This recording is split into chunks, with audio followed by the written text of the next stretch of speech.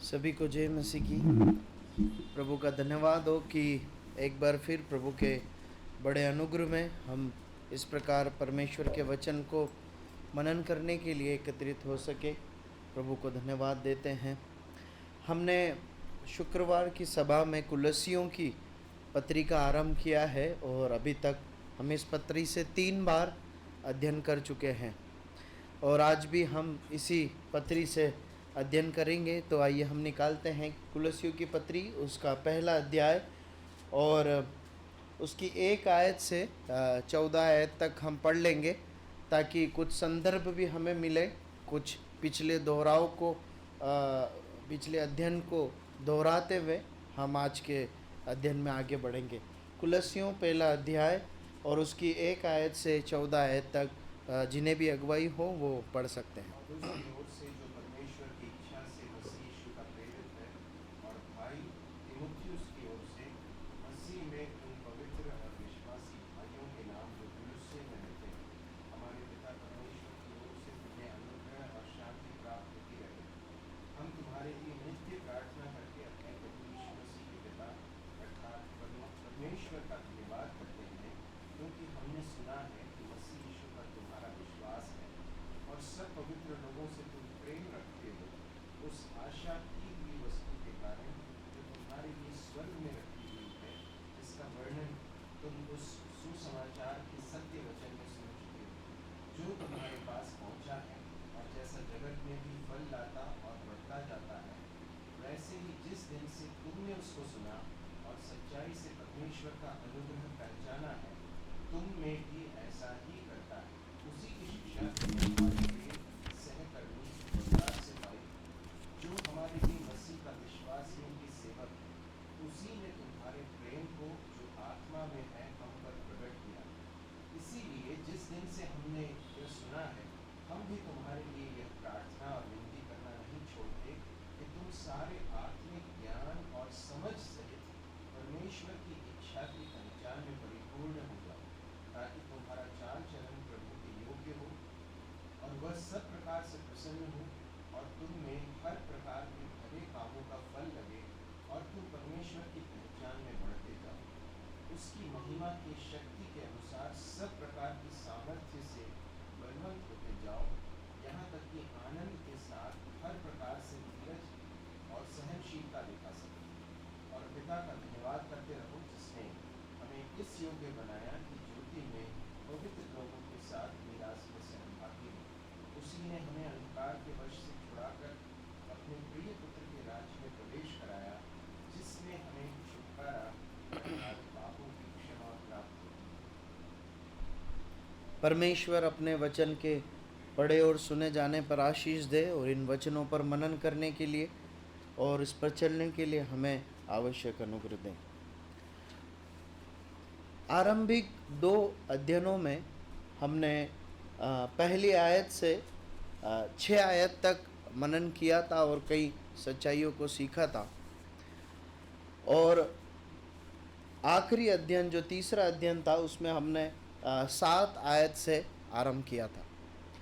और जैसे ही हम इस अध्याय की 7वीं आयत पर पहुंचते हैं तो हमें एक ऐसे नाम का परिचय मिलता है कि ऐसे व्यक्ति से परिचय मिलता है जिसका नाम अभी तक बाइबल में नहीं आया है। वो क्या नाम है?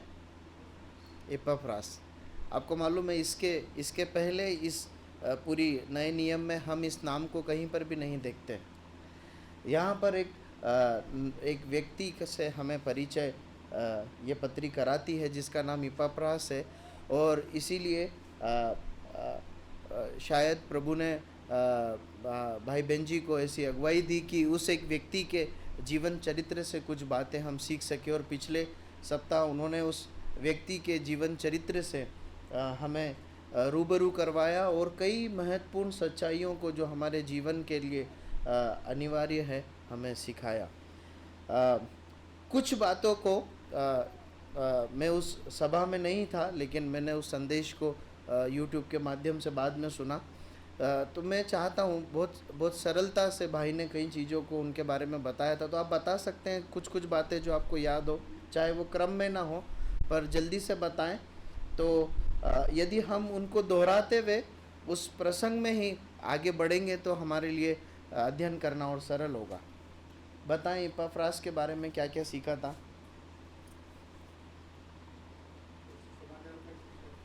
वो सुसमाचार का शिक्षक था और वो सहकर्मी था। बहुत अच्छी बात है। और वो विश्वास योग्य सेवक था। और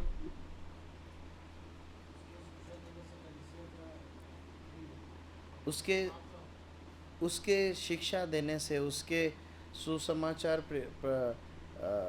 सुसमाचार प्रचार की सेवकाई से और वचन सिखाने से कलीसिया की स्थापना भी हुई और वो बड़ी भी। प्रार्थना में प्रयत्न और संघर्ष करने वाला एक व्यक्ति था इपफ्रास। और हाँ, सहयोगी था।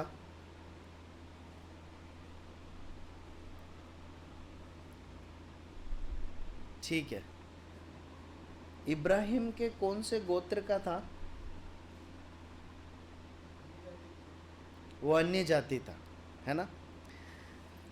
अब देखिए 7वीं आयत इस प्रकार सिखाती है कि उसी की शिक्षा तुमने हमारे प्रिय सहकर्मी इपफ्रास से पाई, जो हमारे लिए मसीह का विश्वास योग्य सेवक है।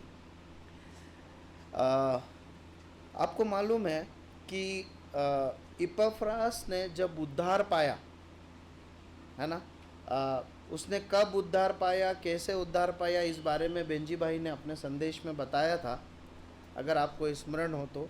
अगर उस समय काल से तुलना करें या जोड़ें तो इस पत्री को लिखते समय कितने साल हुए मालूम है? अंदाजा लगा सकते हैं? इपफ्रास के प्रभु में आने और अभी ये पत्री जब लिखी जा रही है तब कितने साल हो चुके हैं? कोई अंदाजा? भाई बेंजी ने एक पद भी बताया था, प्रेरितों के काम 19:10, और ऐसा उन्होंने कहा था कि बाइबल पंडितों का ऐसा मानना है कि ये वो समय काल है जब ये सुसमाचार इपफ्रास तक पहुंचा होगा और उसने विश्वास किया होगा। लगभग 10 साल हुए हैं, ठीक है, लगभग 10 साल हुए हैं। मैंने उसे बाइबल में खोजने की कोशिश की तो मुझे समझ में आया कि लगभग 10 साल हुए, हो सकता है एक आध साल आगे पीछे हो। इपफ्रास के प्रभु को ग्रहण करने एक साधारण विश्वासी के रूप में उसका जीवन, मसीह जीवन शुरू होने और इस पत्री के लिखे जाने, जब वो परिपक्व एक अगुआ बन चुका है, लगभग 10 साल गुजरे हैं। अब जितनी भी उत्तम बातें हमने इपफ्रास के जीवन से पिछले अध्ययन में सुनी या सीखी, उसको अपने मन में लाइए और सोचिए कि क्या ही उत्तम एक जीवन है इस एक विश्वासी भाई का, जो अन्य जाति समुदाय से प्रभु में आया।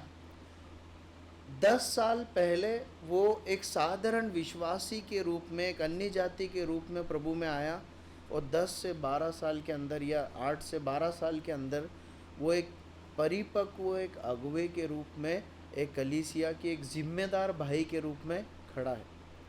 और परमेश्वर का वचन और परमेश्वर के सबसे बड़ा दास पौलुस उसे विश्वास योग्य सेवक के रूप में सर्टिफिकेट देता है और उसकी अलग अलग अनेक प्रकार की सेवकाई के लिए उसकी सराहना की जाती। प्रियो, हम जो अन्य जाति समुदाय से प्रभु यीशु मसीह के पास आए ना, हमारे लिए इपफ्रास का जीवन सच में बहुत ही उदाहरणीय और बहुत चुनौती देने वाला जीवन है। बहुत ही कम समय में उसने आत्मिक जीवन की बहुत बड़ी ऊंचाइयों को छुआ था।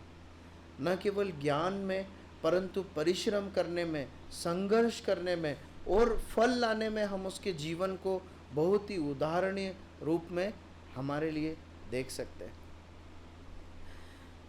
देखिए, हम उसे बहुत एक क्या बोलना चाहिए, बहुत एक वचन का बहुत गहन अध्ययन करने वाला एक व्यक्ति के रूप में देख सकते हैं। यदि आप ध्यान से इपाफ्रास के बारे में इस पत्री में जो भाई ने बताया, अगर आप उसमें स्मरण करेंगे और जिन बातों को उसने सिखाया, जिसका उल्लेख पौलुस एक आयत से इन आयतों में और आगे भी करता है, तो आप पाएंगे कि उसने वो एक सुसमाचार सुनाने में एक अच्छा सुसमाचार प्रचारक के रूप में एक व्यक्ति था। उसके बाद आप पाएंगे कि एक शिष्यता की जो आरंभिक शिक्षाएं होती, मतलब एक मसीह व्यवहारिक जीवन के जो सिद्धांत थे वो सिखाने में वो निपुण था। ये कलीसिया की तारीफ इसीलिए की गई है क्योंकि वो शिक्षा किसने सिखाई है? इपफ्रास ने सिखाई है। और उसके बाद हम देखते हैं कि वो इसके साथ साथ जो है भविष्य में, मतलब स्वर्ग के संबंध में या आने वाले समय में विश्वासियों के बारे में क्या आशाएं हैं उसके विषय में भी कलीसिया को उसने पढ़ाया था। कैसे बोल सकते हैं? क्योंकि ऊपर लिखा है ना, क्योंकि 5वीं आयत में लिखा है, उस आशा की हुई वस्तु के कारण जो तुम्हारे लिए स्वर्ग में रखी हुई है ना, वो अपना जीवन वैसा जीते। और इन सब की शिक्षा किससे पाई है? इपाफ्रास से पाई है। मतलब न केवल एक साधारण परंतु अतुलनीय सुसमाचार सुनाने में वो एक अच्छा एक प्रचारक था, परंतु मसीही व्यवहारिक शिक्षा को देने में, प्रैक्टिकल लेसन्स लेने में भी वो एक अच्छा शिक्षक था। और वो भविष्यवाणियाँ या मतलब वो जैसे हम प्रकाशित वाक्य की पुस्तक का अध्ययन करते हैं तो वो सबके बस की बात नहीं है ना। जो बहुत अध्ययन करते वो सिखा सकते हैं। तो वो उन भविष्य की बातों को भी कलीसिया में सिखाने में योग्य था। इस बात से समझ में आता है कि वो एक बड़ा एक ऐसा व्यक्ति था जिसने परमेश्वर के वचन को बहुत अच्छे से मनन अध्ययन किया था और सीखा था और कलीसिया में सिखाया था। देखिए इस बात को हम मतलब वचन किस प्रकार से कलीसिया जीवन में या एक व्यक्ति के जीवन में शिक्षा देता है उसके लिए एक आयत हम पढ़ते हैं। दूसरा तीमुथियुस 3:16।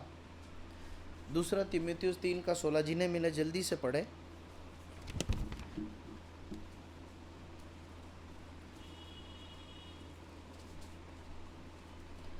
दूसरा तीमुथियुस 3:16।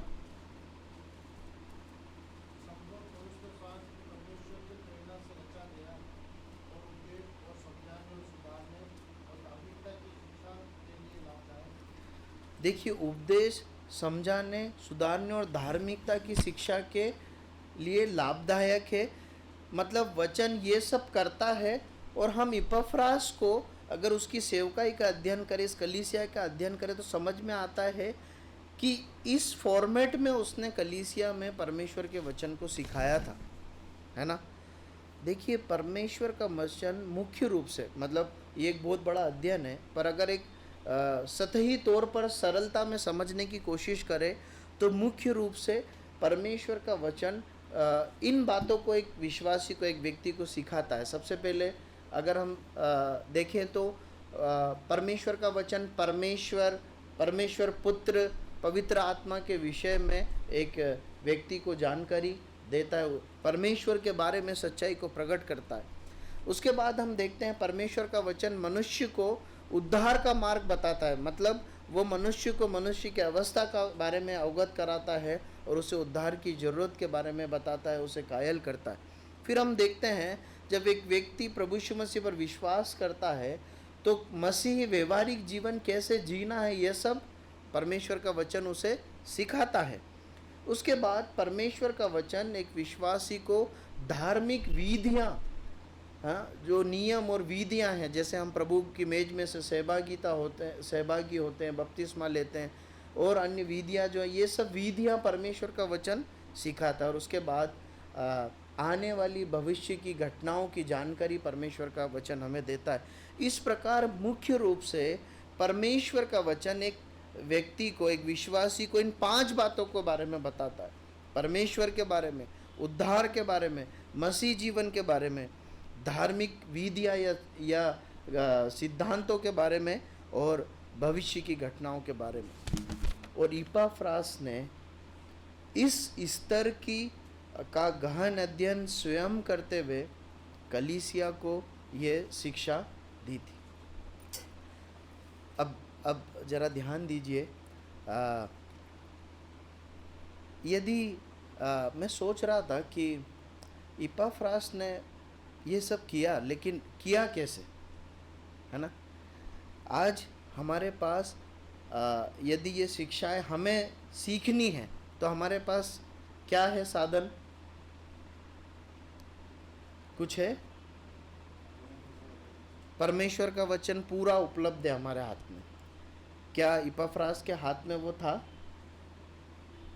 नहीं था। ठीक है, और क्या क्या संसाधन है हमारे पास? कहाँ कहाँ हम परमेश्वर का वचन कैसे कैसे सीख पाते हैं? केवल बाइबल ही है? हाँ, अन्य लोगों से, मतलब जब हम व्यक्तिगत रीति से बाइबल पढ़ते हैं तो हम सीख सकते हैं।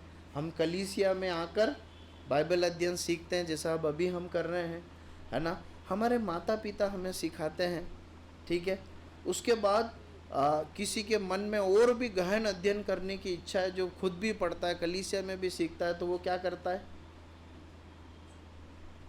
क्या करता है? और है किताबें पढ़ता है, फिर और भी कुछ करता है, जो बेंजी भी अभी कर, बाइबल, है ना। तो है ना उपलब्ध हमारे लिए। मतलब यदि हम गहन अध्ययन करना चाहते हैं तो इतनी सारी व्यवस्था आज है। इपाफ्रास के पास इसमें से कितनी अवेलेबल थी? हम एक कलीसिया के रूप में बोल सकते हैं कि निश्चय कुछ उपाय हो, अन्यथा कोई बाइबल कॉलेज नहीं है, संपूर्ण बाइबल नहीं है। पौलुस से भी बहुत लगातार मिलना जुलना नहीं है। कैसे सीखा होगा? जब मैं ये बात सोच रहा था तो मुझे ऐसा समझ में आया, और निश्चय उस समय पर ऐसा ही हुआ करता था। परमेश्वर के लोग परमेश्वर के चरणों पर बैठकर परमेश्वर के सम्मुख वचन को सीखते थे, है ना।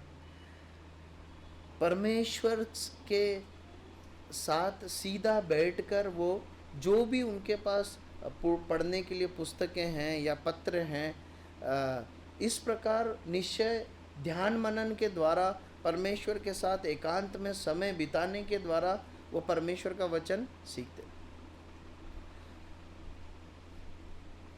ये एक बहुत व्यवहारिक उदाहरण है कि हमें अपने जीवन में अपने ध्यान मनन को परमेश्वर के साथ व्यक्तिगत रीति से वचन पढ़ने को कितनी गंभीरता से लेना चाहिए। जब हम परमेश्वर के वचन से सीधा सीधा सीखते हैं, परमेश्वर और अधिकाई से हमें सिखाते हैं। देखिए, इसका मतलब ये नहीं है कि कलीसिया में आके सीखना कम महत्वपूर्ण है, या हमें कोई और गहन अध्ययन करने के लिए बाइबल स्कूल या कॉलेज में जाना कम महत्वपूर्ण नहीं। वो यहाँ पर वो अर्थ नहीं है जो मैं आप तक पहुँचाना चाहता हूँ, या जो यहाँ सीखने को मिलता है।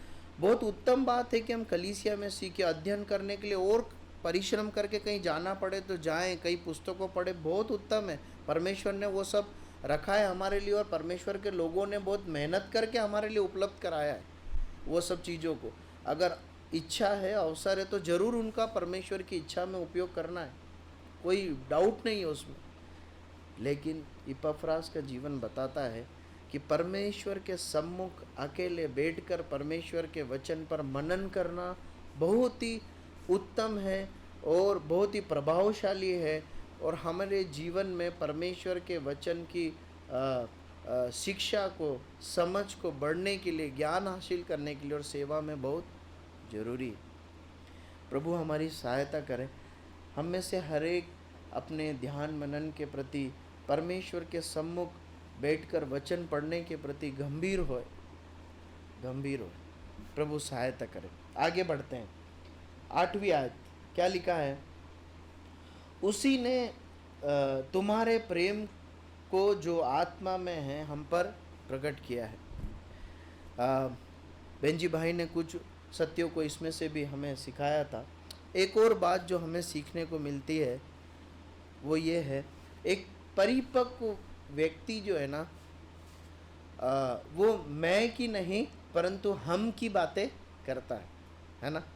वो अपनी बड़ाई नहीं करता, परंतु वो दूसरों की बड़ाई करता है। आज जब भी एक आत्मिक रूप से परिपक्व व्यक्ति को देखेंगे ना, या परमेश्वर के वचन में परिपक्व भक्तों के जीवन को देखेंगे, तो वो या तो आपको परमेश्वर की बड़ाई करते हुए नजर आएंगे, या वो परमेश्वर के दूसरे जनों की बड़ाई करते हुए नजर आएंगे, अपनी बड़ाई करते हुए नजर नहीं आएंगे। देखिए, ये कलीसिया जो थी, एक अन्य जाति समुदाय से आई हुई कलीसिया के लोग थे। इसके अधिकांश, लगभग सभी हो सकते हैं, हमेशा हमारे पास इसे तथ्य नहीं है, इसलिए ऐसा शब्द नहीं उपयोग करना चाहिए, पर अधिकांश अन्य जाति थे। आपको क्या लगता है, क्या इस कलीसिया में चुनौतियां नहीं होगी? स्वाभाविक रूप से होगी, है ना। लेकिन आप देखिए कि जो है इपफ्रास ने ऐसा नहीं है कि केवल अच्छी अच्छी बातें बताई, पर मुख्य रूप से इस कलीसिया के सकारात्मक पहलू को उसने पौलुस को बताया, उनकी आत्मिक अवस्था से सही सही परिचय कराया। देखिए, कई बार देखने में आता है, मतलब मैं जब ऐसा कुछ सेंटेंस बोलता हूँ, इसका मतलब मैं हम में से किसी की बात नहीं कर रहा हूँ, पर एक जनरल एक बात कर रहा हूँ, सामान्य। कई बार हम देखते हैं, कई बार मैंने सुना है, कलीसिया या कलीसिया के भाई बहनों के लिए नकारात्मक, उनके अंदर जो नकारात्मक बातें हैं ना, वो लोगों को एक दूसरे को बताते हैं। हमारे यहाँ तो ऐसा है, हमारी कलीसिया में तो ऐसा, हमारी कलीसिया में वो भाई ऐसा है, वो बहन ऐसी है, उसकी कलीसिया में वो ऐसा। देखिए, ये इपफ्रास हमें इस पाठ को सिखाता है कि कलीसिया में जो प्रशंसनीय है और जो उत्तम उदाहरण है, वो हमारे लिए फोकस का केंद्र होना चाहिए, और वही हमें दूसरों तक भी पहुंचाना चाहिए, क्योंकि वही दूसरों की उन्नति का कारण बन सकता है ना। तो यहाँ पर हम देखते हैं कि हमें कलीसिया के नकारात्मक बातों को लेकर कलीसिया या कलीसिया के भाई बहन, वहाँ के सेवक अगुओं की बुराई करने, आलोचना करने की जगह उनसे जो भी भला और उत्तम हमें मिला है उसकी सराहना करना चाहिए और उसके प्रति धन्यवादित रहना चाहिए। ठीक है, 9वीं आयत में आते हैं। 9वीं आयत पढ़ लीजिए।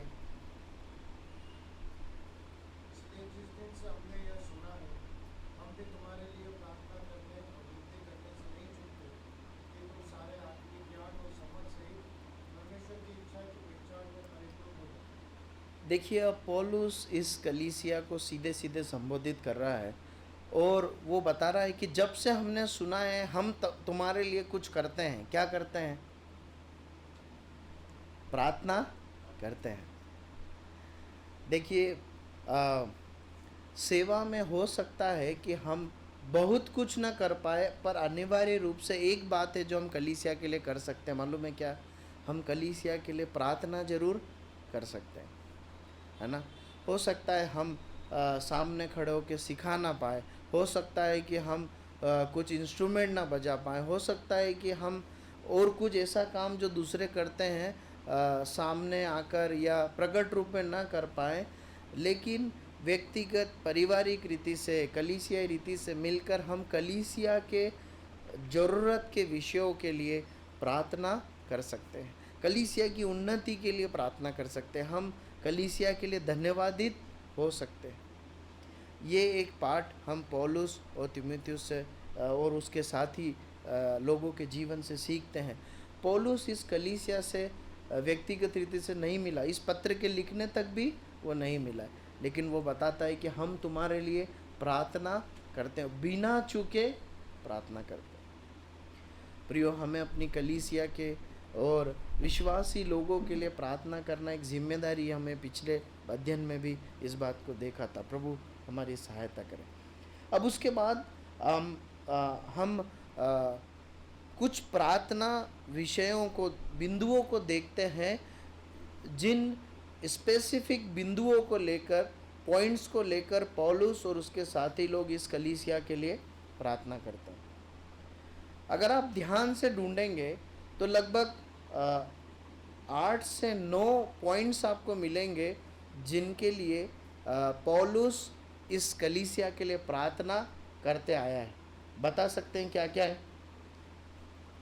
9वीं आयत से गिनना शुरू करेंगे तो हमें वो आगे की आयतों तक मिल जाएगा जहाँ तक हमने पढ़ा है। बताएंगे, जल्दी से उन्हें गिन लेंगे, फिर हम मनन करेंगे।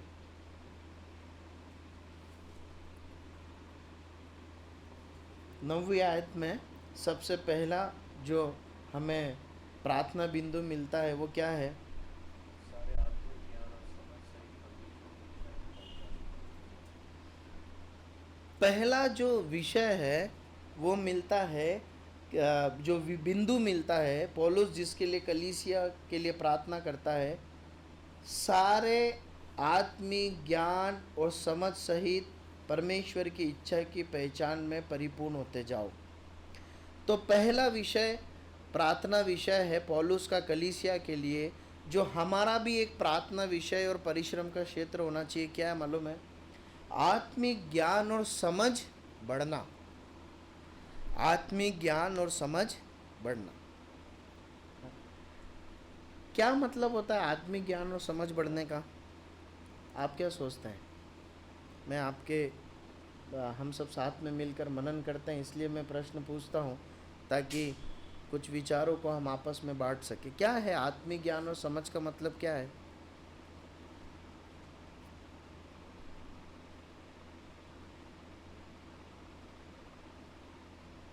बताएंगे जी?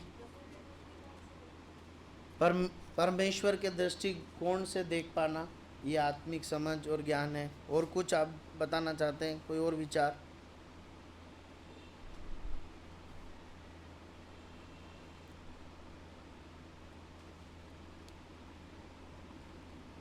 बताएंगे? परमेश्वर की इच्छा को जानना जी, पहचानना। ठीक है, देखिए सरल शब्दों में समझते हैं। आत्मिक समझ और आत्मिक ज्ञान क्या है?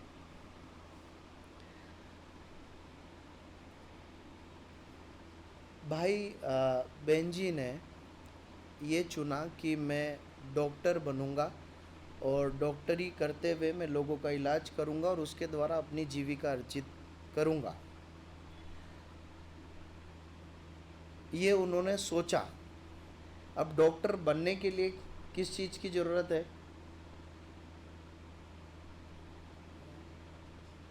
चिकित्सा संबंधी ज्ञान और समझ की ज़रूरत है। आप समझ रहे हैं ना? केवल इच्छा होने से क्या वो डॉक्टर बन सकेंगे? नहीं, है ना? अगर डॉक्टर बनना है तो चिकित्सा संबंधी ज्ञान और समझ जानकारी जरूरी है। तो उसके लिए उस स्तर की पढ़ाई अध्ययन मनन करना है और उसके लिए जो अनिवार्य एग्ज़ाम है उसमें निपुण होना है, प्रैक्टिकल एग्ज़ाम है उसमें निपुण होना है, फिर प्रैक्टिस करना है, तभी वो चिकित्सा क्षेत्र में बने रह सकते हैं और आगे भी कार्य कर सकते हैं। ठीक है ना? ठीक उसी प्रकार अगर एक भौगोलिक वैज्ञानिक किसी को बनना है तो उसे भूगोल का अध्ययन करना पड़ेगा, है ना? तभी वो उस क्षेत्र का एक जो है एक वैज्ञानिक या व्यक्ति बन पाएगा। तो यदि आत्मिक जीवन जीना है तो आत्मिक समझ और ज्ञान जरूरी है। यदि मसीही जीवन जीना है तो मसीहत को क्या करना पड़ेगा? पढ़ना पड़ेगा। आप समझ रहे हैं? देखिए, परमेश्वर ने इस संसार से हमें निकाला। जब हमने प्रभु यीशु मसीह पर विश्वास किया तब हमने एक बात का निर्णय लिया कि अब मैं क्या बन गया हूँ? मैं मसीही बन गया हूँ। और अब मुझे किसके जैसा बनना है? मसीह के समान बनना है। क्या करना पड़ेगा? मसीही समझ, समझ, आत्मिक जीवन का निर्माण हुआ है तो आत्मिक समझ की बहुत अब ज़रूरत है। वो समझ कहाँ से मिलेगी? परमेश्वर के वचन से मिलेगी। देखिए, ये समझ जो है ना, आत्मिक ज्ञान और समझ जो है, ये ये परमेश्वर के वचन को पढ़ने से, व्यक्तिगत रीति से, कलीसियाई रीति से उस पर अध्ययन करने से और प्रश्न पूछने से और अपने से परिपक्व लोगों की मदद लेने से, पुस्तकें पढ़ने से आती है। देखिए, जब ये आत्मिक समझ और ज्ञान की बात की जा रही है, इसका मतलब ये नहीं कि ये जानकारी मात्र है। परमेश्वर के वचन की जानकारी होना और उस वचन की जानकारी में चीज़ों को देख पाना और उसके अनुसार व्यवहार कर पाना दोनों अलग अलग बातें। कई बार हम जानते हैं पर हम समझते नहीं हैं। आप समझ रहे हैं? हम कई बार हमें परमेश्वर के वचन की जानकारी है, बौद्धिक जानकारी है, पर उस जानकारी का जो व्यवहारिक एप्लीकेशन होना चाहिए, कैसे उसे व्यवहार पर लागू करना है, मैं इस अवस्था में, इस दशा में, इस परिस्थिति में परमेश्वर के वचन का जो ज्ञान मेरे अंदर है, मैं उसको लेकर क्या प्रत्युत्तर दूंगा, वहाँ पर हम चूक जाते हैं। परमेश्वर के वचन का ज्ञान मतलब केवल बौद्धिक ज्ञान नहीं है, परंतु अपने दिन प्रतिदिन के व्यवहारिक जीवन में, चुनौतियों में, निर्णयों में, कार्यों में किस प्रकार हम वचन को अपने जीवन पर लागू कर पाएँ, किस प्रकार उस परिस्थिति में अपना प्रत्युत्तर दे पाएँ, सही मायने में यही आत्मिक समझ या मसीह समझ या परमेश्वर के वचन का ज्ञान है। अगर ये नहीं है ना, अगर हम परमेश्वर के वचन को अपने जीवन में लागू करने के लिए बाध्य नहीं कर पाते अपने आप को, या लागू नहीं करते हैं, तो फिर हमारे वचन पढ़ने का कोई अर्थ नहीं रह जाता है ना। आपको मालूम है, दुष्ट आत्माएं भी प्रभु यीशु मसीह को जानती है और उनका भय मानती है ना। पिछले दिनों में अपने ध्यान मनन में, पिछले दिनों में शायद आज ही मैंने उस ध्यान मनन में पढ़ा कि प्रभु यीशु मसीह वो गिरासेनियों के देश में पहुँचे और 2 व्यक्ति मिले जो दुष्ट आत्माओं से भयंकर ग्रसित थे। उस रास्ते से भी कोई गुजर नहीं पड़ सकता था। अब देखिए, एक ऐसा रास्ता है जहाँ से कोई गुजर नहीं सकता है, वहाँ से प्रभु यीशु मसीह गुजरे और वो दुष्ट आत्माएं तुरंत पहचान जाती है कि ये कौन है, मसीहा है। और वो बोलते हैं कि तू समय से पहले हमें दुख देने क्यों नहीं आया। जिस मार्ग पे वो दुष्ट आत्मा है वहाँ से कोई निकल नहीं सकता, लेकिन ये दुष्ट आत्मा उसके आगे गिड़गिड़ा रही है कि मतलब उनको समझ में आ गया है कि अब किससे सामना हो गया है जो हमें पूरी रीति से बर्बाद कर सकता है। आप समझ रहे हैं? ये है जानकारी, लेकिन उनके जीवन में प्रभु यीशु मसीह के ईश्वरत्व का कोई प्रभाव नहीं है। अगर हम परमेश्वर के वचन को अपने जीवन में लागू करने के लिए अपने आप को बाध्य नहीं कर रहे हैं, हम उसके लिए अपने आप को तोड़ने के लिए तैयार नहीं है ना, और उन चीज़ों से देखने के लिए तैयार नहीं है, तो फिर उन वचन का हमारे अध्ययन करना या हमारे स्मरण में होना बहुत ज़्यादा कुछ मायने रह नहीं जाता। प्रियो, मैं चाहता हूँ कि इस समय हम अपने मन को उन क्षेत्रों की ओर लगाएं जहाँ पर हम जानते हैं कि ये जो क्षेत्र है, ये जो बात है, यहाँ पर मेरे प्रभु की अथॉरिटी होना चाहिए, वहाँ पर उसका सिंहासन लगना चाहिए, लेकिन मैं अपना सिंहासन लगा कर बैठा हूँ। इसलिए मैं उन चीज़ों को, उन कार्यों को ठीक नहीं कर रहा हूँ। और हम आत्मिक समझदारी का परिचय देते हुए सबमिट करें और प्रभु की इच्छा को उन क्षेत्रों में पूरा करें। प्रभु सहायता करें। अगली बात हम देखते हैं,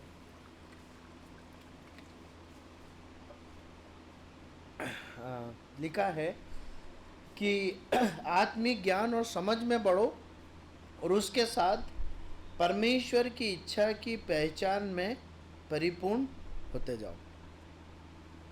अब दूसरा जो प्रार्थना विषय है पौलुस का कलीसिया के लिए, कुलस्सियों की कलीसिया के लिए, वो ये है कि परमेश्वर की इच्छा की पहचान में परिपूर्ण होते जाएं, परमेश्वर की इच्छा को पहचान सके। ये एक प्रार्थना विषय है। देखिए, हर एक विश्वासी के लिए परमेश्वर की एक योजना है या इच्छा है। पढ़िए इफिसियों 2:10, इफिसियंस चैप्टर 2:10, जल्दी पढ़े।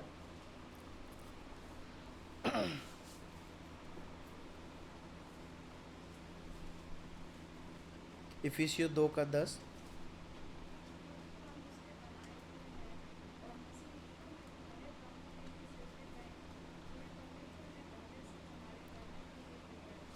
हम उन भले कामों के लिए सृजे गए हैं जिन्हें पूरा करने के लिए परमेश्वर ने पहले से ही योजना बनाई है ना, पहले से ठहराया गया। मतलब हर एक विश्वासी, हर एक व्यक्ति जो प्रभु यीशु मसीह के पास आकर प्रभु को अपना उद्धार करता, परमेश्वर ग्रहण करता है, परमेश्वर ने उसके लिए एक प्लानिंग की है, एक योजना बना के रखी।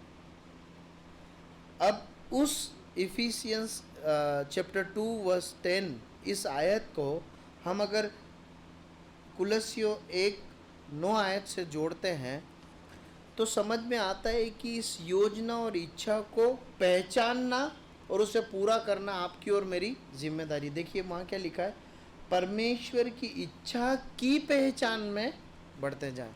मतलब परमेश्वर की क्या इच्छा है इसे आप और मैं, कलीसिया के लोग पहचाने। ये एक प्रार्थना विषय है कलीसिया के लिए। देखिए परमेश्वर की इच्छा योजना सबके लिए कुछ ना कुछ है, ये एक सैद्धांतिक बात है। लेकिन उस इच्छा को पूरी करना या उसको पहचान पाना एक व्यवहारिक बात है। आप समझ रहे हैं, हम सब के लिए परमेश्वर की एक भली इच्छा और योजना है, ये एक सैद्धांतिक एक बात है जो बाइबल बताती है। लेकिन हम उसे पहचानेंगे नहीं पहचानेंगे, कितना पहचान पाएंगे, किस हद तक पूरा कर पाएंगे, ये एक व्यवहारिक बात है, प्रैक्टिकल बात है। एक विश्वासी को अपने जीवन में परमेश्वर की इच्छा जानने और उसकी योजना पूरी करने की प्रैक्टिस करना पड़ती है, अपने आप को उसके लिए ट्रेन करना पड़ता है। आप समझ रहे हैं। देखिए इस बात को प्रभु यीशु मसीह ने बहुत अच्छे से समझा। यूहन्ना की पत्री उसका 10वां अध्याय, यूहन्ना की पत्री उसका 10वां अध्याय और उसकी 3 और 4 आयत पढ़िए और 26 और 27 आयत पढ़िए। यूहन्ना का सुसमाचार उसका 10वां अध्याय, यूहन्ना का सुसमाचार उसका 10वां अध्याय 3, 4, 26, 27 जल्दी से पढ़ें। उसके लिए द्वार खोल देता है और भेड़ें उसका शब्द सुनती है और अपनी भेड़ों को नाम देकर बुलाता है और बाहर ले जाता है। जब वह अपनी सब भेड़ों को बाहर निकाल चुका है तो उनके आगे आगे चलता है और भेड़ें उसके पीछे पीछे हो लेती है क्योंकि वे उसका शब्द पहचानती है। देखिए यहाँ पर 2 बातें हैं, वो शब्द सुनती है और वो शब्द पहचानती है ना। अब 26 और 27 पढ़िए, 26 और 27।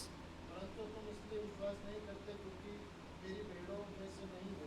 मेरी भेड़ें मेरा शब्द सुनती है। मेरी भेड़ें मेरा शब्द सुनती है। तुम नहीं विश्वास करते हो क्योंकि तुम भेड़ों में से नहीं हो, मतलब तुम सुन नहीं पा रहे हो। हाँ आगे। मेरी भेड़ें मेरा शब्द सुनती है, मैं उन्हें जानता हूँ और वे मेरे पीछे पीछे चलती हैं। मेरी भेड़ें मेरा शब्द सुनती हैं और मेरे पीछे पीछे चलती है। आपको मालूम है जब अगर आप एक भेड़ के झुंड को देखेंगे ना तो उसमें जवान और बूढ़ी दोनों प्रकार की भेड़ें होती है और नन्हे नन्हे बच्चे, जिन्हें भेड़ नहीं परंतु मेमना कहा जाता, वो भी होते हैं। तो एक अध्ययन ऐसा बताता है कि जब बच्चे पैदा होते हैं ना भेड़ के झुंड में, तो वो अपने चरवाहे को नहीं पहचानते हैं, है ना, और न ही उस आवाज़ को पहचानते हैं जो वो अपनी लाठी से निकालता है या सीटी बजाकर निकालता है या किसी अजीब प्रकार की एक अनोखी आवाज़ निकालता है जिससे भेड़ें आकर्षित होती है और चरवाहे के संदेश को पहचान पाती है कि अब बैठना है, चलना है, उधर जाना है, इधर नहीं जाना। ये जो मेमने नए नए पैदा होते हैं इन्हें आदत नहीं होती, तो ये कैसे सीखते हैं मालूम है? जब ये झुंड में रहते हैं ना, तो ये अपने माँ बाप को फॉलो करते हैं। मतलब इनको इतना मालूम है कि ये मेरी माँ है। अब वो माँ जहाँ जहाँ जाती है वो पीछे पीछे जाते हैं। और उस दौरान जब वो इस बात को देखते हैं, समझ पाते हैं कि ये माँ तब चलती जब वो जो आदमी सामने डंडा लेके जा रहा है ना, वो एक अलग प्रकार की एक सीटी बजाता है या साउंड करता है मुंह से, तो उस हिसाब से ये लोग भी करते हैं। तो धीरे धीरे वो भी उस आवाज़ को पहचानने लगता है। तो जब वो धीरे धीरे जब बड़ा होने लगता है ना, तो अब उसको माँ के सहारे की ज़रूरत नहीं है। वो सीधे सिग्नल कहाँ से कैच करता है? चरवाहे से कैच करता है। प्रियो, बिल्कुल मसीह जीवन भी ऐसा ही है।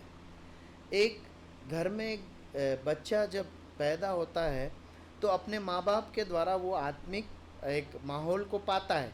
वो जैसे जैसे हमारे यहाँ पर जॉनसन है, वो अपने माँ बाप के साथ चर्च आता है। अब वो दिन आते आते आते एक दिन उसके अंदर उसके विवेक में अभी वो कुछ नहीं मालूम है, उसको कुछ समझ में नहीं आता है ये वो कहाँ आया है। लेकिन धीरे धीरे आते आते, जैसे हमारे दूसरे बच्चे हैं, वो समझ गए कि कहाँ आ रहे हैं, चर्च आ रहे हैं, कलीसिया में आ रहे हैं, है ना। और फिर अब धीरे धीरे अब उनके अंदर क्या आ गया, हमारे जो दूसरे बच्चे हैं उनके अंदर खुद एक कंसर्न आ गया। वो खुद सभा में आने के लिए बाइबल पैक करते हैं, है ना, सीधे परमेश्वर के वचन को सुनते हैं, संडे स्कूल में जो सुनते हैं उसे अप्लीकेबल करते हैं। कई बार अपने माँ बाप को भी सिखाने लग जाते हैं। हमारे बच्चे कई बार मुझे ही बता देते हैं कि पापा ये गलत है, नहीं ये सही है, बाइबल में ऐसा लिखा है। तो क्या हो रहा है अब? डायरेक्ट क्या हो रहा है? कनेक्टिविटी हो रही। प्रियो, परमेश्वर के इच्छा की पहचान के लिए अपने आप को ट्रेंड करना, ये आपकी और मेरी जिम्मेदारी, आपकी और मेरी जिम्मेदारी। ये भेड़ उस झुंड में उस माँ बाप की तरह जो अपने बच्चों को उस झुंड में बनाए रखती। आप समझ रहे हैं? मैं एक बार फिर दोहराता हूँ, मेरी और आपकी जिम्मेदारी है जो माता पिता है, जैसे एक भेड़ जो है अपने बच्चे को जन्म देने के बाद उस झुंड में बनाए रखती है, न केवल चरवाहा उसकी रक्षा करता है पर वो भेड़ भी है वहाँ पर, वैसे ही आपकी मेरी जिम्मेदारी कि अपने बच्चों को आत्मिक माहौल देना, आत्मिक आरंभिक शिक्षा देना, उन्हें आत्मिक जीवन के लिए बढ़ावा देना, उसे चरवाहे के पीछे चलना सिखाने की जिम्मेदारी आपकी और मेरी, क्योंकि हम माँ बाप हैं। उसके बाद हमारी जिम्मेदारी, मतलब वो बच्चे जब बड़े हुए हैं तो आप हम में से जो भी समझदार हो चुके हैं, उनकी जिम्मेदारी कि चरवाहे को और अच्छे से उसकी इच्छा को पहचानना, उसकी इच्छा जानने के लिए अपने आप को ट्रेंड करना, ये आपकी और मेरी जिम्मेदारी। प्रभु सहायता करे इस बात के प्रति हम गंभीर हो सके और इस प्रकार आगे कर सके। तीसरी बात 10वीं आयत में हमें मिलती है, क्या है? पढ़ के बताएंगे।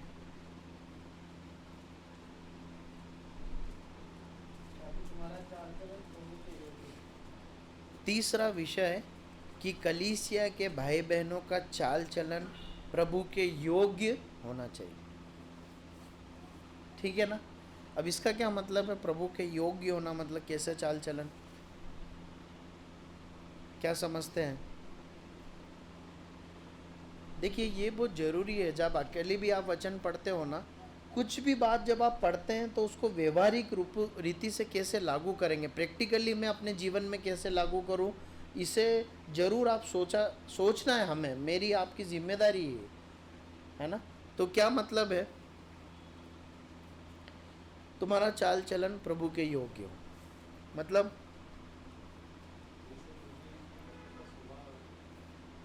हाँ, जैसे प्रभु यीशु मसीह का स्वभाव है वैसा स्वभाव होना चाहिए, है ना। बिल्कुल सही।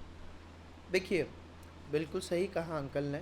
थोड़ा सा और सरल करके समझें तो और अच्छे से समझ में आएगा। कभी आपने ऐसा लाइन सुना है किसी के मुंह से कि उसका है ना चाल चलन ठीक नहीं है?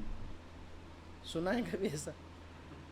है, ऐसा बोलते हैं ना, वो ठीक नहीं है, कुछ वो आदमी ठीक नहीं है, वो स्त्री ठीक नहीं है, उसका चाल चलन ठीक नहीं है, ऐसा सुनते हैं ना हम समाज में। वो ठीक नहीं है यार। यही सुनते ज़्यादातर, ऐसा कोई नहीं बोलता यार तेरे को मालूम मेरा चाल चलन ठीक नहीं है, ऐसा कोई नहीं बोलता। ऐसी बात करते हो, उसका ठीक नहीं है, इसका ठीक।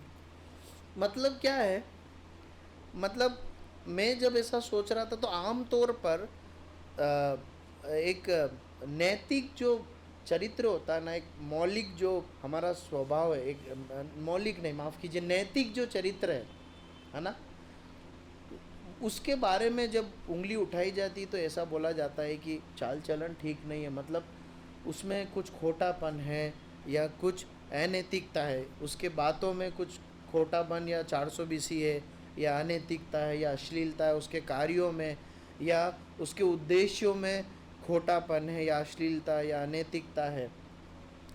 इस प्रकार जब बात की जाती है तो बोला जाता है कि चाल चलन ठीक नहीं है। अब अगर इसको उल्टा करके समझें, जो यहाँ पर लिखा है तुम्हारा चाल चलन प्रभु के योग्य हो, मतलब इसका मतलब तुम्हारा चाल चलन परमेश्वर से, तुम्हारे प्रभु यीशु से मेल खाए। जैसा प्रभु यीशु मसीह चलता था वैसे ही तुम भी चलो, जैसा मसीह का स्वभाव था वैसा ही तुम्हारा भी स्वभाव हो, ये उसके मायने हैं। कई बार हम ऐसा बोलते हैं ना, ये जो है ये कलर है ना तुम पे बहुत सूट करता है ना। और कई बार कई पेशेवर लोगों को बोला जाता है कि ये जो आप वाकई में आप है ना डॉक्टर बनने लायक हो, या वाकई में आप इस पद के काबिल हो, क्योंकि आप बहुत अच्छे से जो आप जैसे करते हो ना, तो वो ये इस पे मेल खाता है। तो कुछ इस प्रकार से ही पौलुस यहाँ चाहता है कि जो हमारी जब हम अपने मसीह जीवन को जी रहे हैं ना, तो लोग हमें देख के क्या बोलना चाहिए मालूम है, कि आप वाकई में मतलब मसीह हो, या सच में आपका जो चरित्र है वो आपके प्रभु से मेल खाता, आप योग्य हो प्रभु यीशु मसीह के शिष्य बनने के योग्य, मतलब काबिलियत नहीं परंतु सच में आपने प्रूव किया है कि आप शिष्य हो। आपका जीवन बताता है कि आप इस बात को अपने मुंह से घोषित कर सको कि हाँ मैं प्रभु यीशु मसीह का शिष्य हूँ, आप डिज़र्व करते हो इसके लिए। आप समझ रहे हैं, मसीहत आप पे बहुत शोभनीय दिखाई देती। इस प्रकार का एक संबोधन यहाँ पर है। प्रियो, प्रभु सहायता करे, इस धरती पर जब हम अपना जीवन जी रहे हैं ना, तो लोगों के सामने हम एक मसीह के योग्य चाल चलन, मसीह के समान चाल चलन रख सके। प्रभु इसके लिए हमारी सहायता करे। परमेश्वर हमारे आज के मनन पर आशीष दे और इसके अनुसार करने के लिए आपकी और मेरी मदद करे।